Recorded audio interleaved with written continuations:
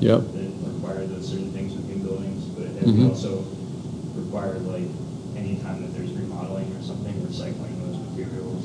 Well, that's a great question. So the question is whether new building construction requires recycling of materials. And just this past fall, when we were taking down the wind turbine, we did a very close accounting of all the materials that were on site. So there was wood, there was metal, there was a fair amount of electronics.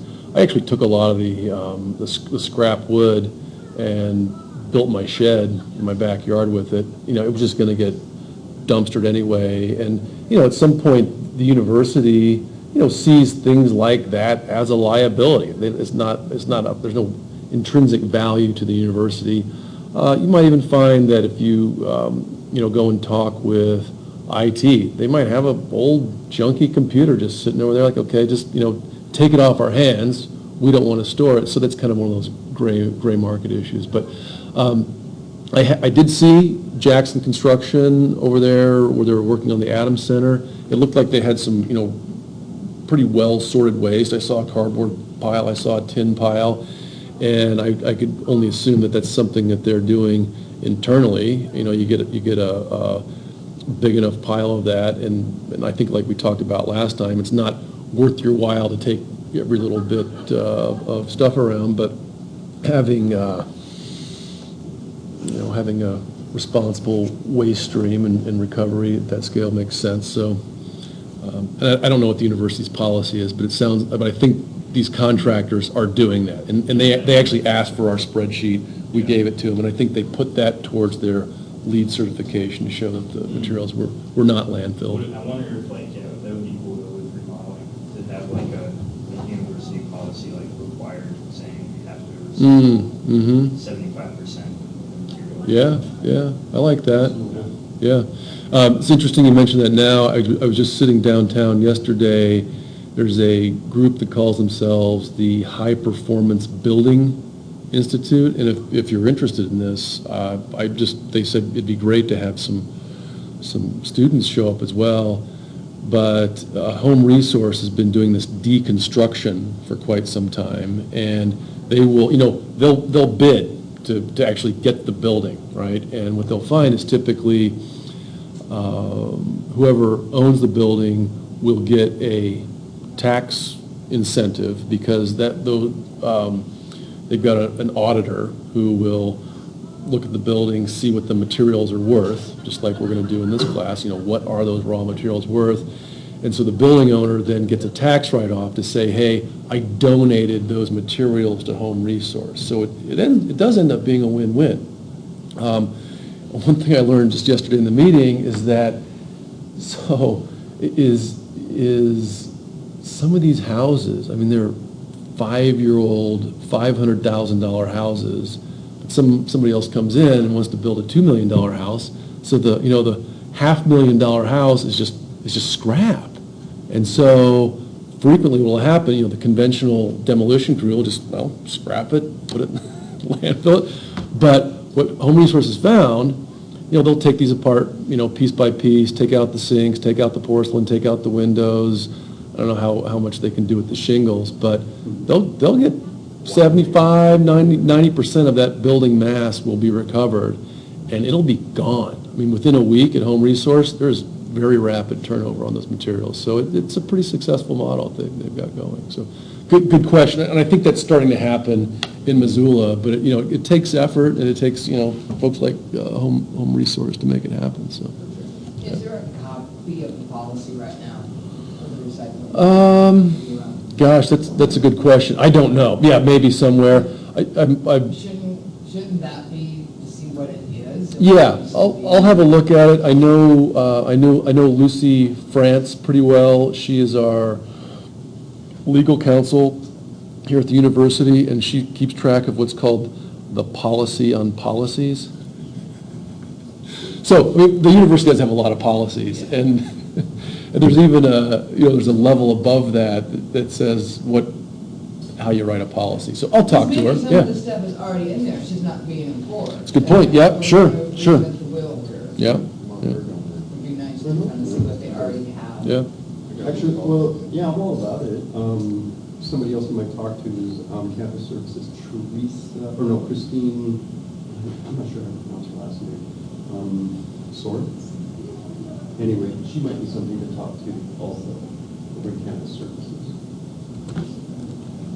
Okay. Yeah, that's who you can talk to. And she's all about recycling. Also, Do you have policy? I'm not sure what it is. I can try to get a hold of her. I have to remember what it is. You know, who's in charge? Did they just start a program where all the students move out, so they're throwing it all in the dump? Yeah. That's, Yep. That's Eva Rock did that, and I can't remember who they did that through. And next year, they had such success with recycling, all that stuff that would have otherwise been thrown in the dumpsters. Mhm. They raised money, they reused all that, or repurposed a ton of stuff. And so next year, they're hoping to hold it in the Adams Center. Oh, so this is just kind of a big flea market on move-in and move-out day? Yeah, they ended up making about $2,400, which they split between 4 different agencies on campus. Well, apparently after the recycling, we didn't get any of it. We did a lot of the work. Loading up that crap, storing it over there. So Mis- you get better pay. Mr. Chance? I got a coffee cup back. Nice. They have no coffee, what do you call it, finger. Hey, so this is, so I don't know if you've all met Joe or not. He works over at the bicycle hangar, and one thing that that I'm going to do, in fact, we're going to be back here in the bullpen in a little bit. I've got a lot of old vehicles and things like that we've built with student projects. I really want to take the 2012 solar car and use that as a just a push cart on my street. My son just started a lawn mowing business, lawn care business, and so there's a lot of lawn waste. I've been taking that and just composting it in my own yard, and so I think there's a lot of potential to just use very simple technology. It's just, push it around on bicycle wheels, flat spaces, and maybe when we start implementing that, like I just mentioned, maybe that's a technology that we share with the university for just moving stuff around. Because you see the trucks driving around, it's just like, I don't know. It just seems like throwing good money after bad a lot of times, to be burning all that nice gasoline to just push, recyclables around. So anyway, I'm challenging Joe to see if he can come up with like a pedal powered, or at least a bicycle type. That's right, man. Get to work on, They yeah. work out between them. Priscilla, you're saying in Brazil that there is a pretty vibrant recycling collection service. Are these people in trucks? Are they in bicycles? What's the mode of transportation? How are the things moved around? They just. Oh, you mean the poor people? Yeah. Yeah. It's not a truck. It's kind of. I don't know how to explain in English. It's Shopping carts? yeah, kind of shopping cart. Like a shopping cart. Okay. Yeah, bigger, and it's like for people. Yeah. I'm telling because I'm from a very small city. Okay. So I don't know how it works in the Yeah. city. Maybe it's different. Right. Yeah, I don't see a lot of these people in my city, but yeah, I know that happens. Like they go around just looking, collecting paper, Okay. plastic, these things. But usually there's no, how can I explain? It's all mixed with the trash, and they just Oh, I see. separate. Okay. Yes. So sometimes, like, because my mother, she divided. So Yeah. Right. when they collect, my mother just gave to them the recycling. Okay. Saves them a little bit of work from having to sort through the stuff. Right. Yeah. Okay. Yeah. Because they collect just the recycle. They don't collect the others, like the organic. Yeah. Right. Okay. So it sounds like a combination. At some point, once you accumulate a lot of this, it's going to go on a truck or a train or a boat or something. So, okay. All right. Well, there's Joe.